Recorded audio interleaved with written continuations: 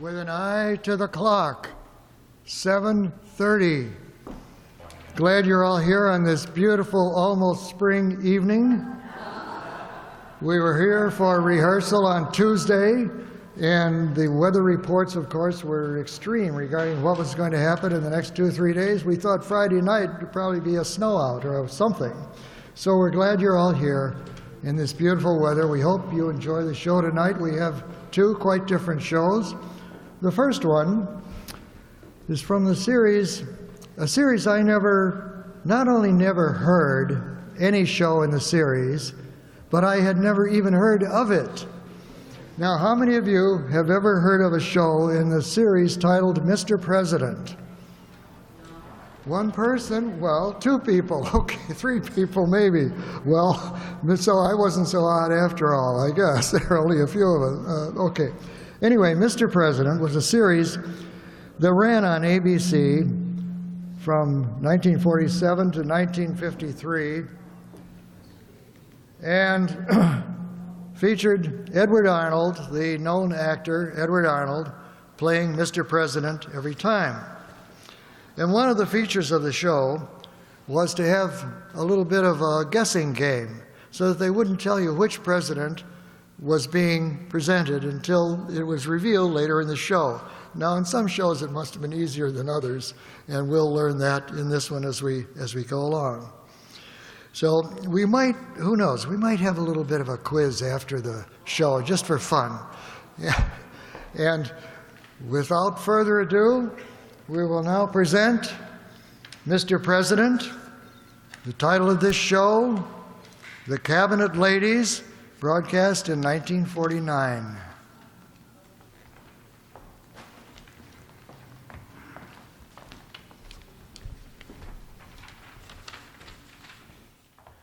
I did not come here to make a cabinet for the ladies of this place, but for the nation.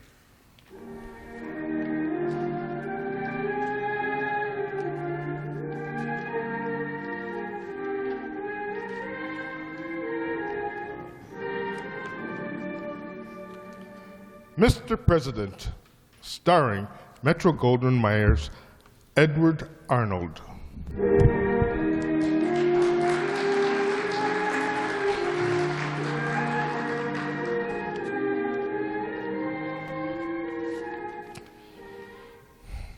Mr. President, at home in the White House, the elected leader of our people, our fellow citizen and neighbor. These are little-known stories of the men who have lived in the White House. Dramatic, exciting events in their lives that you and I so rarely hear. True, human stories of Mr. President.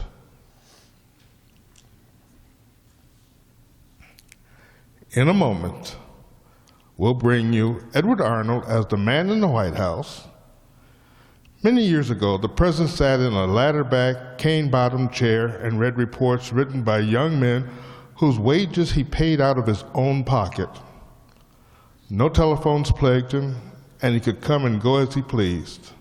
Today, the president sits in an air-conditioned office surrounded by telephones, dictating into a wire recorder. From the ladder-back chair to air conditioning, from then to now, many presidents have lived in the White House. Men of differing personalities, temperaments, and talents. Our Mr. President's job is to play them all, and he's done it. Yes, Edward Arnold has become the man in the White House. On the street, in stores, he's greeted with, "Hello, Mr. President, we like the show. And we know you'll like it too." So here is Edward Arnold in today's story of Mr. President.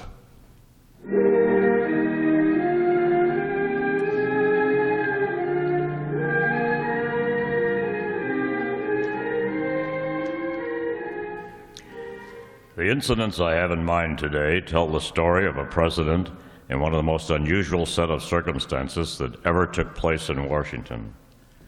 Later on, of course, I'll tell you which president this happened to. But meanwhile, you may be able to guess. The president sat by her bedside, his anxious eyes never leaving her face. He knew. Oh, yes, he knew.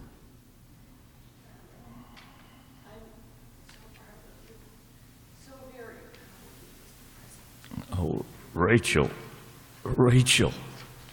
It is better this way. I'd never fit in the White House. It's a long way from Hermitage, the White House, and they're right about that. Who's right about that? Who's right? They're saying I'd attended a decoration smoking a corncob pipe. Did you know that? Oh, no, no. They've been saying terrible things about you and me. Who is this mysterious they? The ladies of Washington. The people who have to receive me in their homes as the wife of the president. The people would never receive me. Do you think I'd go any place that you're not welcome? They'd say I did humiliation to you, a disgrace to the entire country. When I went into the White House, It doesn't matter what you heard, my dear. You're my wife. I love you. I'm proud of you. I want you beside me when I take the oath. I'll be there. I'll be there in my own way. You're going to Washington with me. You can't die. I won't let you die. I won't let you die. Don't be. It's God's will, dear. It's God's. I love you, Mr. President. Rachel. Oh, Rachel, don't leave me. Don't leave me. Are you all right, sir? The doctor's on his way. John, she's... It's too late. Oh, I'm sorry, sir. Oh, Rachel, my wife. Oh, listen to me. It isn't true. You belong to me. My wife. I failed you so. You'd be alive if it weren't for me. Don't say that. You did everything possible. She wasn't well. Her own lack of strength caused her death. Don't you think it, John? Don't you think it for a moment. My wife died because I was elected President of the United States.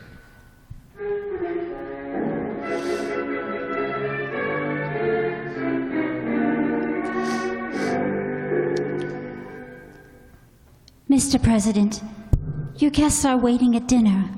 Huh? Oh, it's you, Peggy. John is entertaining them. He asked me to come and find you. Oh, I was just sitting here by her grave. Oh, it's cool out here. Yes, she loved a night like this. She'd bundle up and hike for miles across the countryside, and then she'd come back glowing. Maybe other people didn't think she was beautiful. I don't know.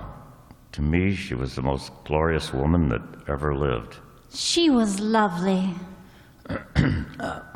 Peggy, are you going to marry John? Why? I don't know. Well, he wants to marry you, Peggy. John Eaton's one of my closest friends. He stood by me like a rock all through this campaign. There isn't a finer, more loyal man in the world than John Eaton. I know it, but there's his career to think of.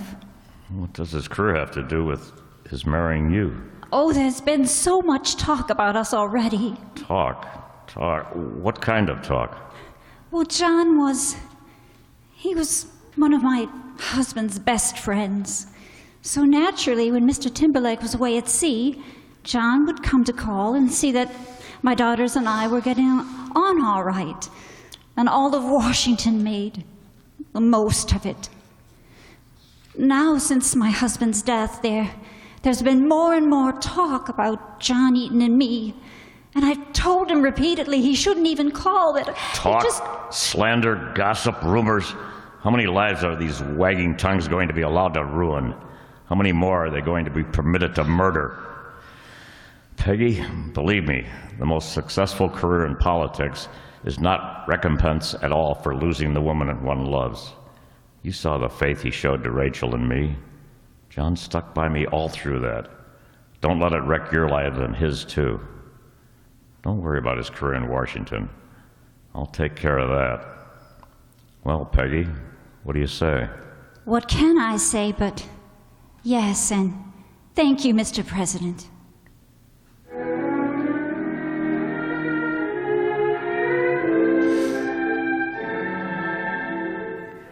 Well, sir, speak up. Speak up. Well, General, sir, it's not easy to tell you, sir, but the Tennessee delegation has appointed me spokesman.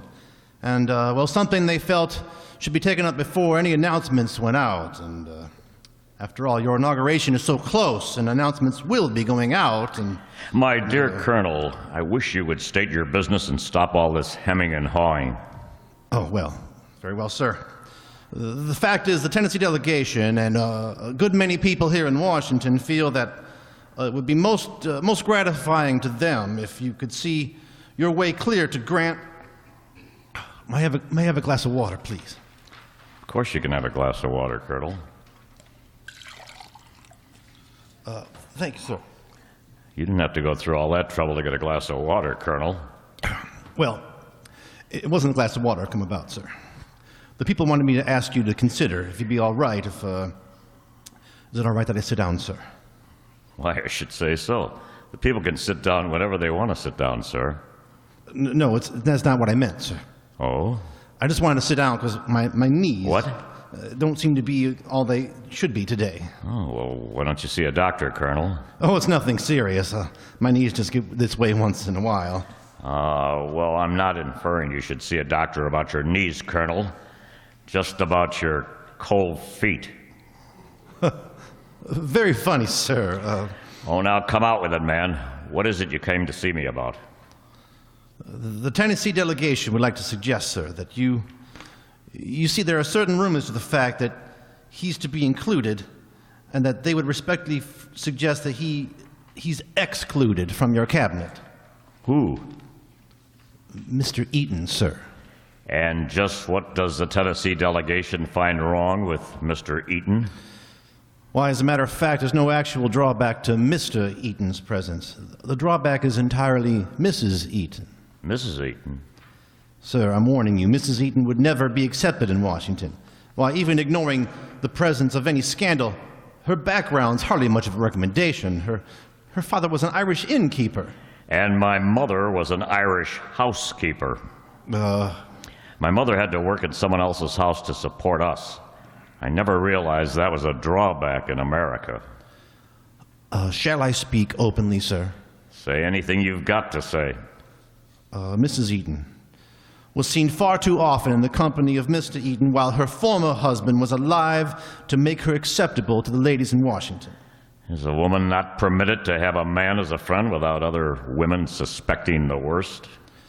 Sir, I'm forced to tell you that Mrs. Eaton will not be received in any official homes in Washington, and none of the ladies will call on her. Well, Colonel, you may tell the ladies that I am not picking a cabinet for their personal pleasure. I am picking a cabinet to run the country. I've never asked a woman yet how to run a campaign, and I'm a little too old to start learning new tricks. Well, I warn you, sir, this may turn into a battle. Good. I like battles, Colonel. And if you care to read a little American history, you'll see that I know how to win them, too. John Eaton will be my Secretary of War.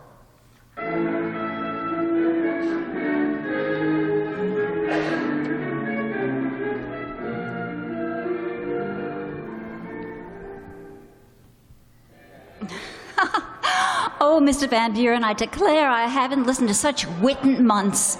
I'm sure that this is the gayest inauguration party the White House has ever seen. And I'm sure that you're the most beautiful woman that has ever graced a White House party, Mrs. Eaton. Oh, he's right about that, darling. Oh, now stop, both of you. You'll turn my head so far, I'll never get it back to normal. Well, this is a merry little group. Oh, good evening, Mr. President. Congratulations. Thank you, my dear. Are you enjoying yourself? Oh, heavens, yes. I've been cut dead by some of the best people in Washington tonight. Only by the ladies, darling, not by the men. Don't let it disturb you, my dear. Disturb me, Mr. President? I love a good fracas just as much as you do. These languishing blue bloods will find out what it is to do battle with some red-blooded people. Hello, Irish. Hello, Irish yourself. We'll show them. We'll show them. Incidentally, Peggy, have you talked with my niece Emily tonight? Well, no, but she's been busy with a party the size on her hands, and, Emily should make a charming first lady for you, Mr. President. Yes, I'm very fond of Emily. My nephew made a good match when she accepted him. Mrs. Eaton, I'm going to give a ball in a few weeks. And since I'm a bachelor, I wonder if you would help me plan it. Oh, Mr. Van Buren, you're very kind, and I do appreciate the invitation, but you're choosing a most unpopular hostess. It's customary, Mrs. Eaton, during any sort of contest, for a man to choose his side. So, will you do me the honor? In that case, thank you, Mr. Van Buren. I shall be most honored. Thank you, Martin. That's a very nice gesture on your part. It isn't a gesture, Mr. President. It's a pleasure. Will you excuse me a moment? I want to speak to Emily. Oh, of course, Mr. President. How do you do? How are you? Nice to see you. Oh, Emily.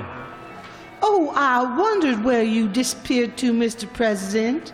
Emily, have you spoken to Mrs. Eaton this evening? No, I haven't. Do you intend to? No. And why not? Have you any idea of the things that are said about her? You surely wouldn't expect me to recognize a woman of her reputation. Mrs. Eaton is one of my close friends, Emily. If you and my nephew wish to remain in the White House, I expect my friends to be treated with courtesy. If you don't care to do that, then you'd better think about returning home to Tennessee. I'll return to Tennessee before I'll associate with Mrs. Eaton. Well, that, of course, is up to you. You don't mean that. You wouldn't turn down your own family for a woman like that. I expect loyalty from my family as well as my friends. Good night, Emily. Oh, Martin, may I speak to you a moment, please? Of course, sir. Here, in this room. Martin, I've been thinking a lot about Peggy's position and John's here in Washington. Have any of the ladies returned her calls? Not many, Mr. President. Which of the cabinet members' wives are against her? Mrs. Branch, Mrs. Ingham, Mrs. Berrien. Martin, what can we do? How can we combat this? Well, sir, I can see that Mrs. Eaton is accepted by some of the prominent foreign ministers. Charles Vaughan, Baron de Krudner. That will help. Well, if I don't accomplish anything else in my term in office, I'll solve this Eaton affair. I'm doing something about the gossip at any rate. What are you doing, sir? I've sent out detectives to track down every piece of scandal, every rumor, every insinuation, every innuendo. Each one is going to be tracked to its source and be proven or disproven. I'll put the best detectives in the country on it. But do you think that will do any good, Mr. President? It certainly will. When I have the reports back from the detectives, I'm going to call a cabinet meeting. A cabinet meeting without Peggy Eaton? Yes, a cabinet meeting about Peggy Eaton. Yes, sir. I'm going to treat the whole issue as a national problem. But, sir... We're going to have a cabinet meeting about Peggy's character.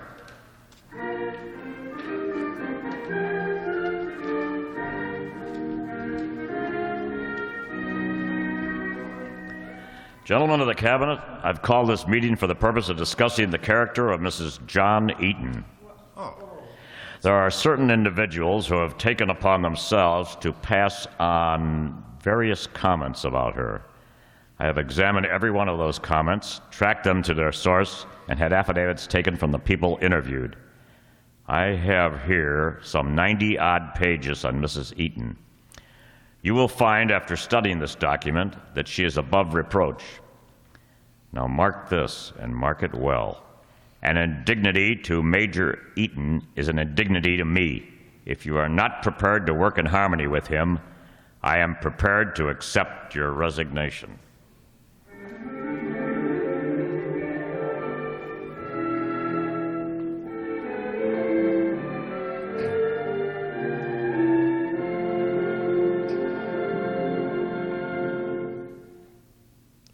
In just a moment, we'll come back to Edward Arnold and Mr. President. May I mention a few places to you? Listen a moment to these names: Cazarine Pass, Midway, Salerno, Guadalcanal, Casino, Palladia, Normandy, Leyte, Iwo Jima. You're proud of the meaning of those names, prouder still of the Army, Air Force, Marines, and Navy who made those names immortal. And you know there's a great pride, too, for the civilian who recognizes that our armed forces are the healthiest, best clothed, best fed, best cared for military force in the world.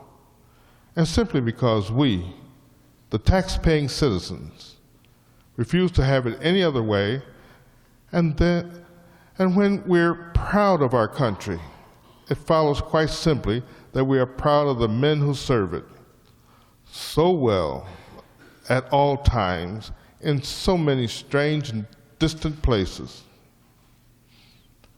Now, back to Edward Arnold and Mr. President.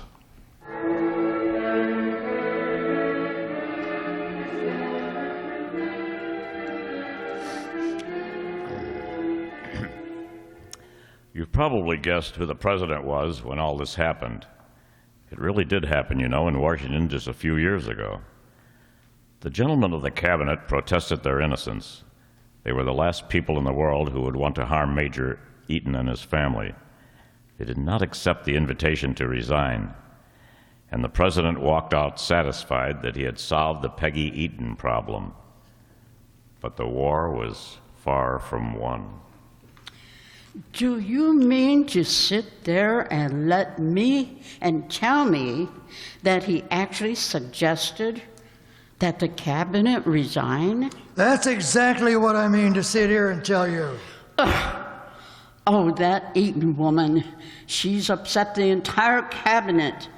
I told you almost 2 years ago about her, didn't I? Yes, and on the whole, I really wish you hadn't. Eaton and Van Buren are the only members of the cabinet who seem to have the president's confidence. I think it's perfect disgrace the way Van Buren has taken up with Mrs. Eaton. And we, ladies, intend to do something about him, too.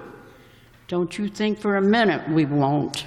Why don't you ladies content yourselves with just being ladies for a change, huh? Peggy Eaton's presence in Washington's social life is an insult to every gentlewoman in Washington.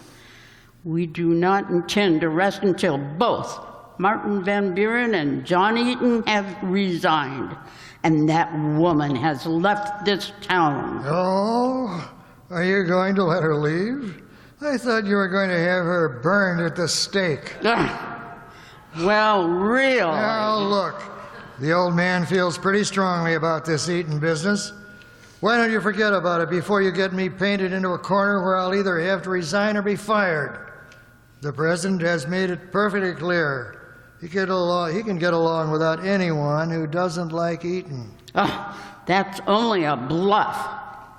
Eaton and Van Buren will go. We cabinet ladies have been having meetings about it. You see? The president will soon find out which way the wind blows. That Mrs. Eaton really is a stunning-looking woman. You, too? If you're about to say Brutus, I wish I had the courage.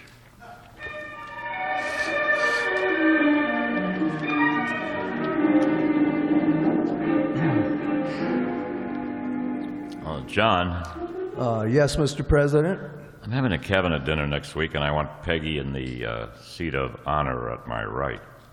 But, Mr. President, that's going pretty far. Do you think that's a... I am the President of the United States, Mr. Eaton, and while I am the President of the United States, I will choose who sits by my right hand. And if they want to impeach me for it, let them try it.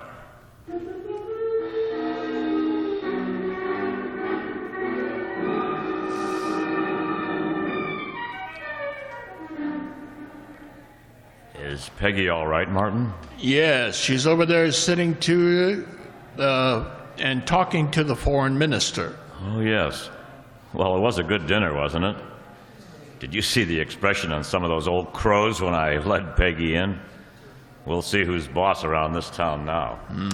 Oh, Mr. President, my husband has gone to get my wraps. We're leaving. Oh, really? Well, I hope you have had a pleasant evening. Excuse me, won't you? Good night. Oh, Mr. Van Buren, I'm amazed to see a man in the White House who cares so little to public opinion.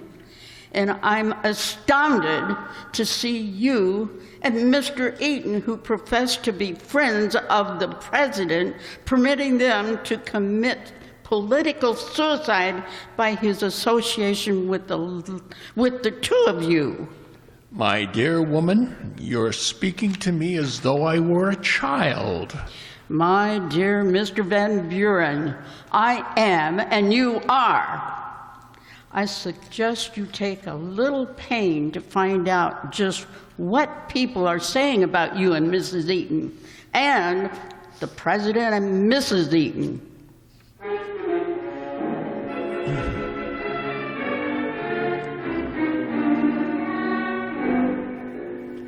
I'm sorry to tell you this, Mr. President, but it is what people are saying, and it is best that you know. They actually have the gall to suggest that Mrs. Eaton and I... Yes, Mr. President? Is there no limit to the lies they will fabricate and spread? If there is none, how far do you intend to carry this nightmare? I'll carry it until I win it, sir, even though it is the end of my political career and the end of my administration.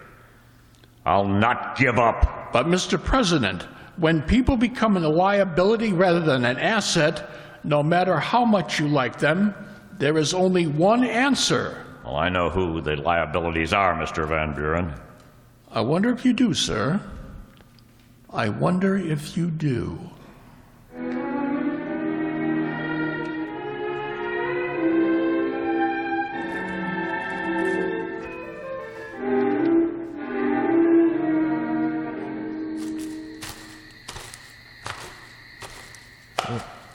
Peggy? What are you doing sitting here alone in the dark? Oh, thinking, John, What about, darling? about what a crazy world it is. I heard a story from one of the maids today about... What about the president and you? Yes. I hoped you wouldn't hear it. Oh, John, we've got to do something. We can't let him sacrifice himself any further. This conflict can't be won. I realize that now. Now the president's quite a man for a fight. This isn't a man's fight, John. No man can win it. And I realize now that no woman can win it either. Oh, I shouldn't have married you. Don't say that. I found all the happiness a man could hope to find with a woman in you. I'd rather have you than be a cabinet member. Well then, John. Yes, Peggy. Yes.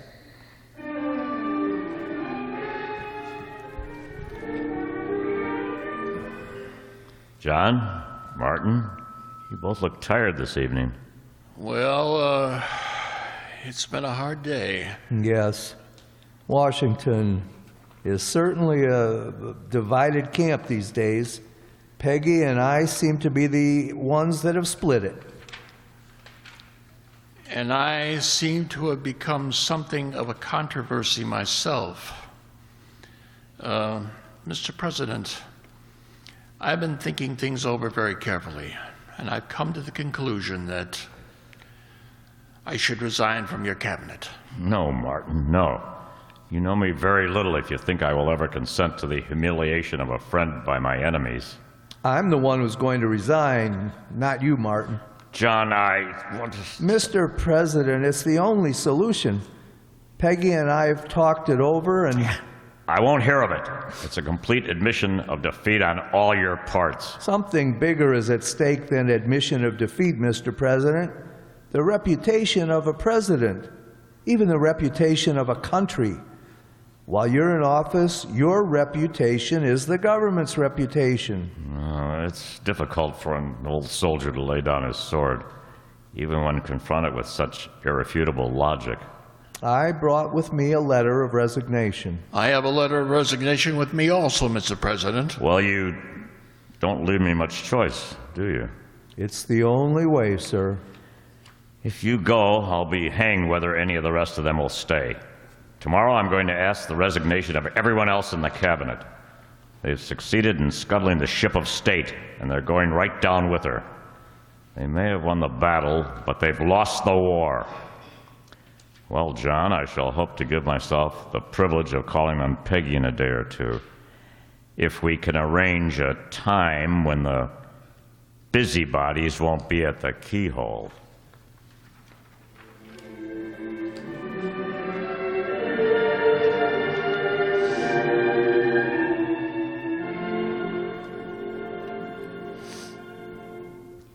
Mr. President, I can't tell you how very sorry I am about all that's happened.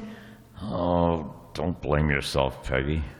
Circumstances were against you, and all the small petty gossip that surrounded you. Not one thing has been proved to your discredit. But I've heard everyone who's tried to defend me. My husband, you, Mr. Van Buren. Oh, now. Don't feel that way. Your husband is very happy indeed to be your husband, and this will not hurt his career. No, I have a good position in mind for him in the future. An overseas post. Oh, thank you for that, sir. As for myself, you didn't hurt me because, Peggy, as much as I like and admire you, I wasn't really fighting for you as much as I was fighting for her. I know that. But it doesn't make me any the less grateful. And as for Martin Van Buren, well, Peggy, I'm sending him overseas to be our minister to England. And because he became your champion, Martin Van Buren may one day be the President of the United States. When he became your champion, I became his. Mr. President, I don't know quite what to say except I love you very much. I return the compliment, Mrs. Eaton, to both you and your husband. We can't be friends anymore, Mr. President. Not publicly. As long as John and I are in Washington, we can't be friends. You know, one of these days when I'm no longer president, we'll all be close again, because in our hearts, my dear, we three will be friends as long as we live. Yes, of course we will. But until that time, goodbye, Mr. President. Goodbye, Mrs. Eaton.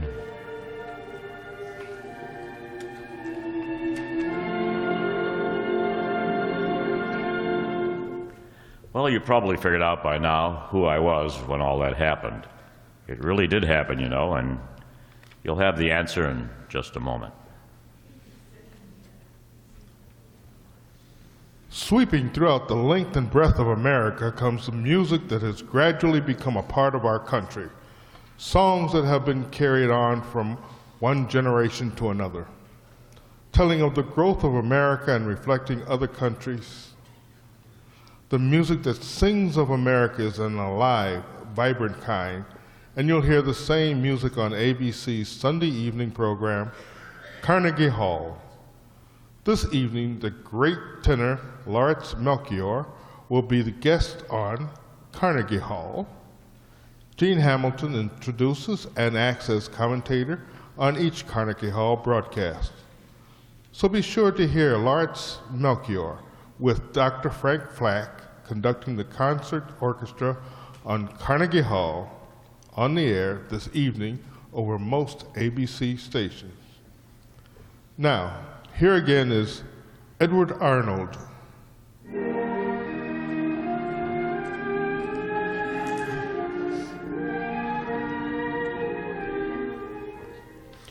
You know, all those ladies in Washington who thought you'd be easy to manage should be remembered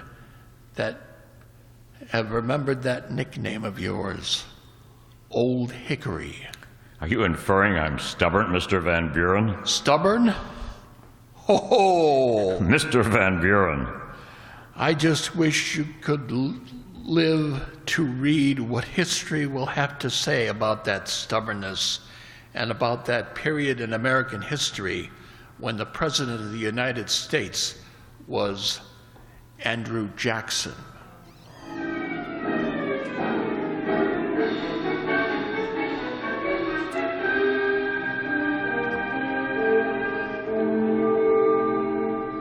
Yes, it was Andrew Jackson who called a cabinet meeting to defend the reputation of Peggy Eaton and who dismissed the entire cabinet save one, when John Eaton and Martin Van Buren felt it was necessary to resign. But years later, when Old Hickory was no longer president, they were indeed reunited, and Peggy Eaton was beside him when he died. Be with us again next week, won't you, for another exciting story that happened in Washington a few years ago. To Mr. President. Good night.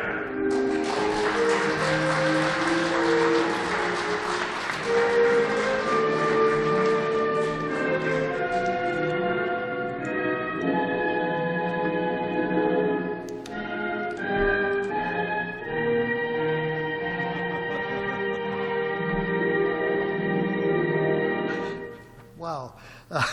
Well, I'm sure you all knew that that president was Andrew Jackson, and you knew that before Martin Van Buren told us it was Andrew Jackson. So I want to thank the cast members, and perhaps we could do a little bit of quizzing, even though you know the basics of the story. Now, you remember the president's wife's name, right? Rachel, right, okay. Now, if Andrew Jackson was the what number president of the U.S.? 7. We have the winner right down here, 7. That's right. So, who was the 8th president? Van Buren, yes, okay. Oh, several people got that right. Marty Van Buren, from what state? Tennessee. No, we're back to Jackson again. No, where was Van Buren from? New York, right, okay. Get some diversity in geography here. Who was the 6th president? Oh, that's correct, John Quincy Adams. You know, on one of the car commercials these days on TV, it's a song sung by a group of kids. You know, Washington, Adams, Jefferson. I don't know the tune. But I realized that if I had learned that song when I was a kid, I would be much better at remembering the sequence, the order of the presidents. So you're all doing very well on that. I came across a little booklet, Presidential Trivia Quiz. And we don't have time to go into much of that, so we won't try to do that. But these little kinds of things are good for kids in school, and they're good for older kids like me as well. So I want to thank our cast members. Mr. President, Edward Arnold was Dave Sanchi. The announcer was Andre Dawson. Rachel Jackson was Kathy Juarez. John Eaton, Jay Sommerfeld.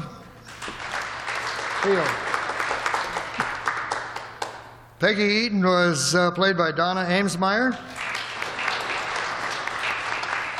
The colonel from Tennessee was Marty McNulty. Martin Van Buren was Tom Duggan. Emily Donaldson, the niece, was played by Sue Gajinsky. Cabinet wife was Nell Brennan. And I had the brief honor of being her husband as cabinet member unnamed.